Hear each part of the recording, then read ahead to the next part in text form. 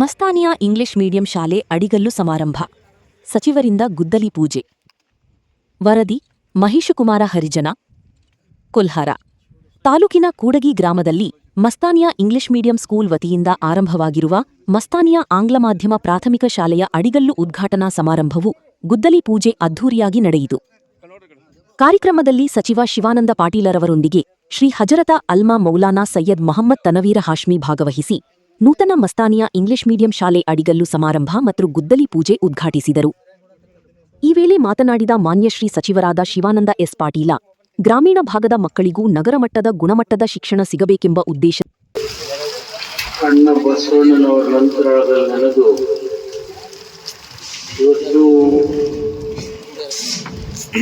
ಭಾಗದ ಆರಾಧ್ಯ ದೇವರಾದಂಥ ಶಾಜಾ ಮಸ್ತಾನ್ರ ಪಾದಾರಗಳಲ್ಲಿ ಶಿರಸಾಷ್ಟಾಂಗ ನಮಸ್ಕಾರಗಳನ್ನು ಸಲ್ಲಿಸಿ,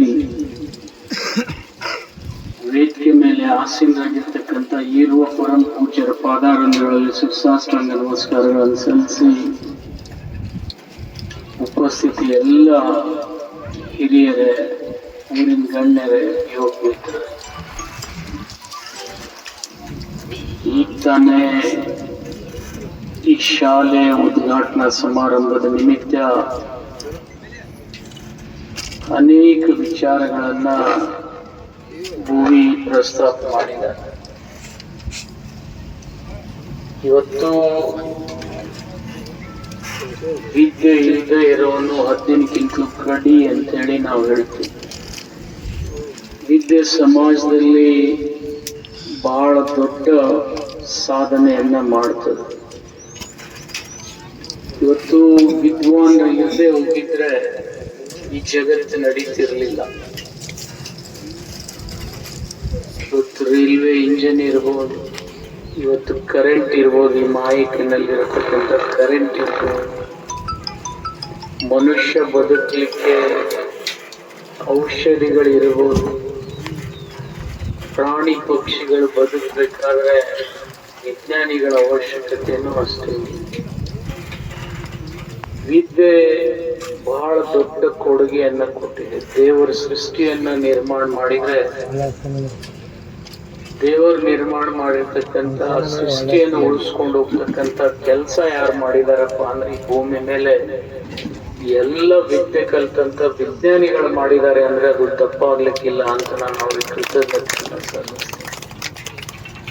ವಿಜ್ಞಾನ ಎಷ್ಟೇ ಮುಂದುವರೆದ್ರೂ ಕೂಡ ನಾವು ದೈವ ಭಕ್ತರು, ದೇವರನ್ನ ಸ್ಮರಣೆ ಮಾಡೇ ಮಾಡ್ತೀವಿ. ಇವತ್ತು ಈ ಭಾಗದಲ್ಲಿ ಶಾಜಾ ಮಸ್ತಾನ್ರ ದೇವಸ್ಥಾನ ಇರ್ಬೋದು, ಆದ್ರೆ ಅದಕ್ಕಿಂತಲೂ ಒಂದು ಹೆಜ್ಜೆ ಮುಂದೋಗಿ ಶಾಜಾ ಮಸ್ತಾನ್ರ ಒಂದು ವಿದ್ಯೆ ದೇಗುಲ ಇಲ್ಲಿ ಆಗ್ತಾ ಇದೆ ಅಂದ್ರೆ ಅದು ಅತಿಶೋಕ್ತಿ ಆಗ್ಲಿಕ್ಕಿಲ್ಲ ಅಂತ ನಾನು ಹೇಳ್ಬೇಕು. ಶಾಜಾ ಮಸ್ತಾನ್ರ ಹೆಸರ ಮೇಲೆ ಆಗ್ತಕ್ಕಂಥ ಈ ಸಂಸ್ಥೆ ಬಹಳ ಹೆಮ್ಮರವಾಗಿ ಬೆಳಿಬೇಕು. ಯಾಕಂದ್ರೆ ವಿದ್ಯೆ ಇವತ್ತು ಈ ದೇಶವನ್ನ ರಕ್ಷಣೆ ಮಾಡ್ತಾ ಇದೆ. ಇವತ್ತು ನಾನು ನೋಡ್ತೀನಿ, ನೀವು ಇಲ್ಲಿ ಕುಂತು ಕಲ್ತು ಇಲ್ಲಿ ಬರ್ಬೇಕಾದ್ರೆ ಬಹಳ ಕಷ್ಟ ಪಡ್ತೀವಿ. ಆದ್ರೆ ಕೆಲವು ಬಡ ಮಕ್ಕಳು ಇಷ್ಟೊಂದು ಸುದೈವಿಗಳಿದಾರಪ್ಪ ಅಂತ ಹೇಳಿದ್ರೆ, ಜಗತ್ತಿನ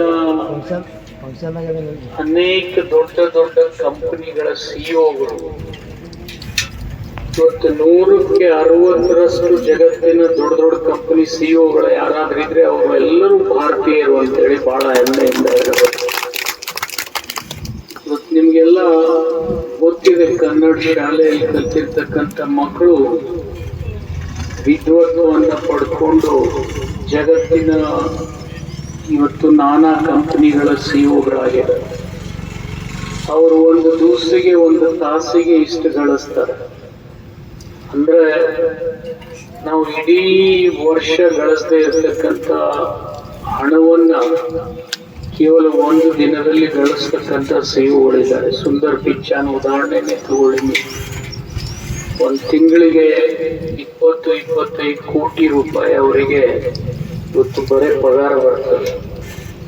ಅದು ವಿದ್ಯೆ ಇದ್ರೆ ಮಾತ್ರ ಬರ್ತದೆ. ಇವತ್ತು ನಿಮ್ಗೆ ಗೊತ್ತಿದೆ, ಅನೇಕ ಡಾಕ್ಟರ್ಗಳು ಇವತ್ತು ನಾವು ಬಹಳಷ್ಟು ಜನ ಹೃದಯಾಘಾತಕ್ಕೆ ಈಡಾಗ್ತೀವಿ. ಆ ಹೃದಯ ಚಿಕಿತ್ಸೆ ಮಾಡಿಸ್ಕೊಳ್ಳಿಕ್ಕೆ ನಾವು ಮತ್ತೆ ಬೆಂಗಳೂರಿಗೆ ಹೋಗ್ತೀವಿ. ಯಾಕಂತಂದ್ರೆ ಅಂತ ಒಳ್ಳೆ ಒಳ್ಳೆ ಡಾಕ್ಟರ್ಗಳನ್ನ ನಾವು ಇವತ್ತು ಸೃಷ್ಟಿ ಮಾಡಿದ್ವಿ. ಇವತ್ತು ನೀವು ನೋಡ್ಬೇಕು, ಬೆಂಗಳೂರು ಜಯದೇವ್ ಆಸ್ಪತ್ರೆಗೆ ದುಬೈದವರು ಬರ್ತಾರೆ, ಆಫ್ರಿಕಾದವರು ಬರ್ತಾರೆ, ಯುರೋಪ್ದವರು ಬರ್ತಾರೆ. ಯಾಕಂದ್ರೆ ಅಂತ ವಿದ್ವತ್ವ ಉಳ್ತಕ್ಕಂತ ಡಾಕ್ಟರ್ಗಳನ್ನ ಉತ್ಪಾದನೆ ಮಾಡಿದ್ವಿ. ಈ ಚಾನೆಲ್ ಅನ್ನ ಸಬ್ಸ್ಕ್ರೈಬ್ ಮಾಡಿ ಮತ್ತು ನಮ್ಮ ಹೊಸ ವಿಡಿಯೋವನ್ನು ಎಲ್ಲರಿಗಿಂತ ಮುಂಚೆ ನೋಡಲು ಬೆಲ್ ಐಕಾನ್